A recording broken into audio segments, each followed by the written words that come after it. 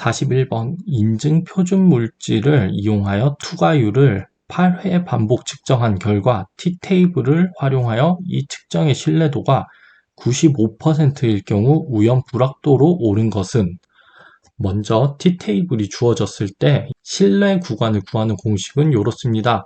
그리고 이 뒤에 있는 플러스 마이너스에 대한 값은 불확도를 나타냅니다. 이 불확도의 값은 표준 편차, T값, 데이터의 개수를 알면 구할 수 있습니다. 자, 먼저 8회 반복 측정했기 때문에 데이터의 개수는 8개입니다. 그리고 이 T값을 구하기 위해서는 먼저 자유도를 알아야 되는데, 자유도는 데이터의 개수에서 빼기 1을 한 값이므로 자유도는 7입니다. 그리고 측정의 신뢰도가 95%이고 제시된 T테이블은 원테일이기 때문에 0.025에 해당되는 값을 사용합니다. 그러므로 T값은 2.365가 됩니다. 자, 그리고 이 제시된 측정값을 이용해서 표준 편차를 구하면 0.012가 되게 됩니다. 요 세 개 값을 넣어가지고 구하게 되면은 우연 불확도는 요렇게 계산이 됩니다. 자, 그러므로 정답은 4번입니다. 표준 편차를 구하는 문제는 자주 출제되기 때문에 계산기를 이용해서 쉽게 계산하는 방법을 숙달하세요. 42번 열무계 분석을 이용해서 가장 효과적으로 분석할 수 있는 것은, 자, 이 열무계 분석이라는 것은 온도에 따른 분석물의 질량 변화를 측정하는 겁니다. 그리고 이 질량 변화를 통해서 분해 반응과 산화 반응, 기화, 승화 및 탈착 등과 같은 물리적 변화, 중합체 물질의 분해 메커니즘에 대한 정보, 수분 함량 측정 등에 사용이 됩니다. 그러므로 효과적으로 분석할 수 있는 방법은 2번 중합체 분해 메커니즘이 되겠습니다. 다음 중 질량 분석계의 이온화 방법이 아닌 것은, 질량 분석계는 사중급자, 이중초점, 비행시간형 요 세 가지로 보통 분류가 됩니다. 그러므로 이 비행시간법은 이온화 방법이 아닌 질량 분석계의 종류입니다. 그러므로 정답은 2번입니다. 그리고 이 이온화 장치는 기체상 그리고 탈착식 두 가지로 분류가 되며, 이 보기에서 화학 이온화와 전자 충격 이온화는 기체상의 이온화 장치에 해당이 되며, 빠른 원자 충격 이온화 방법은 탈착식 이온화 장치에 해당이 됩니다. 그리고 이 탈착식에는 두 가지가 있는데, 이 오른쪽의 표처럼 더 많은 방식들이 있습니다. 45번 다음 중 분배 크로마토그래피의 응용에 대한 설명으로 옳은 것은, 분배 크로마토그래피는 이 컬럼의 종류에 따라 나눈 액체 크로마토그래피의 분석법 중 하나로, 이동상과 정지상에서 분배되는 정도의 차이를 이용해서 물질을 분리하는 방법입니다. 그리고 이 분배 크로마토그래피는 이동상과 정지상의 상대적 극성에 따라서 정상 크로마토그래피와 역상 크로마토그래피로 나눌 수 있습니다. 정상 크로마토그래피는 정지상이 물과 같은 극성 물질, 그리고 이동상이 헥세인과 같은 비극성 용매를 사용을 합니다. 그리고 역상 크로마토그래피는 정상 크로마토그래피와 반대로 정지상에는 비극성 물질을, 그리고 이동상에는 극성 물질을 사용합니다. 요 내용은 굉장히 중요하니까 꼭 암기하고 넘어가세요. 자, 이 보기 1번부터 보면 정상 결합 충진제의 시록산 구조에서 터미널기 R은 비극성 작용기가 일반적이다. 자, 정상 크로마토그래피이기 때문에 이 충진제 정지상에서는 극성 물질을 사용합니다. 그러므로 1번은 틀렸습니다. 보기 2번 이온상 크로마토그래피에서 정지상에 큰 유기상대 이온을 포함하는 유기염을 정지상에 결합시켜 분리용질과의 이온산 형성에 기초하여 분리한다. 역상 크로마토그래피의 한 형태인 이온상 크로마토그래피는 쉽게 이온화될 수 있는 화학종을 역상 칼럼을 이용해서 분리하는 방법입니다. 그러므로 오답입니다. 3번 역상 충진 칼럼은 극성이 큰 이동상을 사용하여 용리하며 극성이 작은 용질이 먼저 용리되어 나온다. 역상 크로마토그래피에서는 극성이 가장 큰 성분이 먼저 용리되어 나오기 때문에 틀린 보기입니다. 4번 거울상을 가지는 키랄 화합물의 분리를 위해 키랄 크로마토그래피가 응용되는데, 키랄 이동상 첨가제나 키랄 정지상을 사용하여 분리한다. 키랄 크로마토그래피는 분배 크로마토그래피의 응용법 중 하나로 거울상 이성질체를 분리할 때 키랄 이동상 첨가제나 키랄 정지상을 사용하여 분리합니다. 그러므로 맞는 보기입니다. 정답은 4번입니다. 화합물 A가 2%, 내부 표준물인 B가 3.5% 함유되어 있는 시료를 기체 크로마토그래피로 분석하였을 때 A와 B의 봉우리 면적이 각각 이렇게 주어졌다면 응답 인자를 구하는 문제입니다. 자, 오른쪽에 내부 표준식을 이용하면 응답 인자, 이 감응 인자를 쉽게 구할 수 있습니다. 먼저 분석 물질의 농도가 2, 그리고 분석 물질의 신호 면적이 3823, 그리고 표준 물질의 농도가 3.5, 표준 물질의 신호 면적이 2388. 이 해당 값을 계산하면 이 감응 인자인 응답 인자는 2.802가 계산이 됩니다. 그러므로 정답은 4번입니다. 추가로 이 내부표준법, 표준물 첨가법의 개념에 대한 설명이 자주 나오는데 이 둘의 차이점은 이 내부표준법은 분석 물질과 다른 이미 알고 있는 양을 첨가하는 것이고 이 표준물 첨가법은 분석 물질과 같은 이미 알고 있는 양의 물질을 첨가하는 방법입니다. 이 두 가지의 차이를 꼭 기억하세요.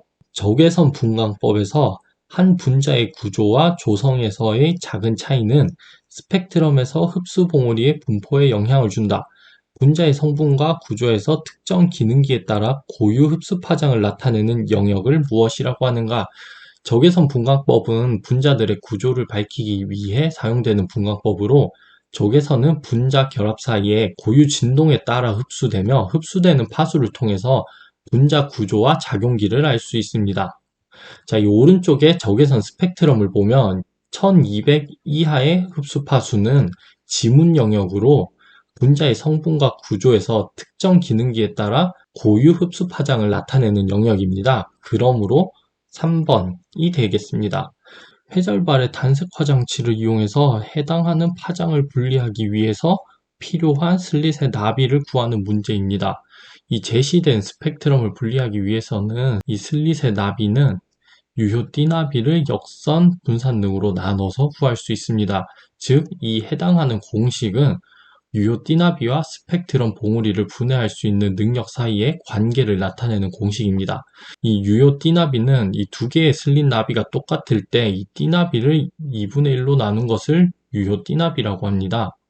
이 오른쪽 공식에서 주어진 값들을 이렇게 대입을 하게 되면 유효 띠나비는 0.45, 그리고 역선 분산능은 1.5, 해당 값을 넣어서 계산을 하게 되면 슬릿의 나비는 0.3이 나옵니다. 그러므로 정답은 3번입니다. 원자흡수 분광법 AAS에서 주로 사용되는 복사선의 광원은 원자흡수 분광법이란 금속 원자를 불꽃, 전기로 등에 의해서 높은 온도로 가열해서 만들어지는 기체 상태의 중성 원자가 자외선 또는 가시광선 영역의 빛에너지를 흡수하는 것을 이용하는 방법입니다.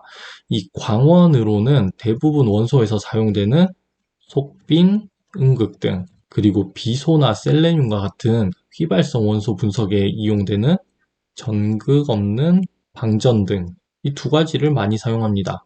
자, 그러므로 보기에서는 속빈 응급 등이 있기 때문에 정답은 4번입니다. 원자흡수 분광법은 속빈 응급 등을 사용한다. 요거 많이 출제되기 때문에 암기해 두세요. 567나노미터의 파장의 빛이 2.57의 굴절률을 가지는 매질을 통과할 때 통과 후 빛의 파장은, 자, 먼저 스넬의 법칙에 대해서 알아보면 특정 파장의 빛이 한 매질에서 다른 매질로 이동할 때 굴절률에 대한 현상을 나타내는 게 이 스넬의 법칙입니다. 이 공식은 요 오른쪽에서처럼 이렇게 나타낼 수 있고요. 자, 문제에서 2.57의 굴절률을 가지는 매질을 통과하므로 567나노미터의 파장의 빛이 요 해당하는 매질을 지나갈 때 파장이 어떻게 변하는지를 계산을 해주면 220나노미터로 파장이 줄어들게 됩니다. 그러므로 정답은 1번입니다. 핵자기 공명 분광법에서 화학적 이동을 보이는 이유에 대한 설명으로 틀린 것은, 먼저 핵자기 공명 분광법이란 센 자기장에 놓인 분자 핵이 라디오파를 흡수하고 이러한 현상을 이용해서 분자 구조를 확인하는 분광법입니다. 자, 그리고 문제에서 제시된 이 화학적 이동, 이 화학적 이동이라는 것은 동일한 원자 핵이라도 화학적 환경에 따라서 NMR 스펙트럼의 공명 주파수가 변하는 현상입니다. 보기 1번에서 3번은 이 화학적 이동이 발생하는 이유를 설명을 하는 것이고, 그리고 이 보기 4번은 스핀 분리가 일어나는 것을 설명하고 있습니다. 그러므로 정답은 4번입니다.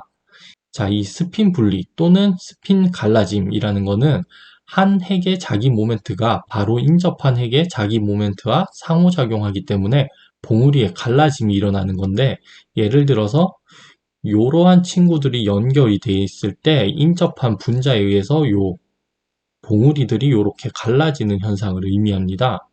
그리고 이 갈라지는 현상은 n 플러스 1 규칙이 적용이 되는데, 이 n 플러스 1 규칙이라는 것은 탄소에 인접한 탄소의 양성자의 수에 따라 NMR 스펙트럼은 n 플러스 1의 봉우리를 가진다. 이 오른쪽 그림은 에탄올의 NMR 스펙트럼입니다. 자, 이 에탄올은 C가 2개, 그리고 알코올, OH가 이렇게 붙어 있는 구조를 가지고, 이 CH3 입장에서는 인접한 탄소, 즉 이 중간에 있는 탄소에는 수소가 2개 있기 때문에 3개의 봉우리로 갈라지고, 이 중간에 있는 탄소는 이 CH3, 수소가 3개가 있기 때문에 봉우리가 4개로 이렇게 갈라지는 현상을 의미합니다. 자, 이 NMR 스펙트럼에 대한 해석은 실기 필답형에서 주로 다루기 때문에 이론에서 뿐만 아니라 실기에서도 매우 중요한 내용입니다. 이론에 나와 있는 내용들을 보고 꼭 학습해 주세요. 77번, 자기적으로 동등한 양성자의 수에 따른 다중도와 봉우리 면적 비율로 틀린 것은, 자, 요 해당하는 표를 알고 있으면 굉장히 쉽게 답을 찾고 넘어갈 수 있습니다. 자, 틀린 것은 보기 3번이 틀렸습니다. 종종 요 내용이 출제가 되기 때문에 눈으로 한번 익히고 넘어가세요.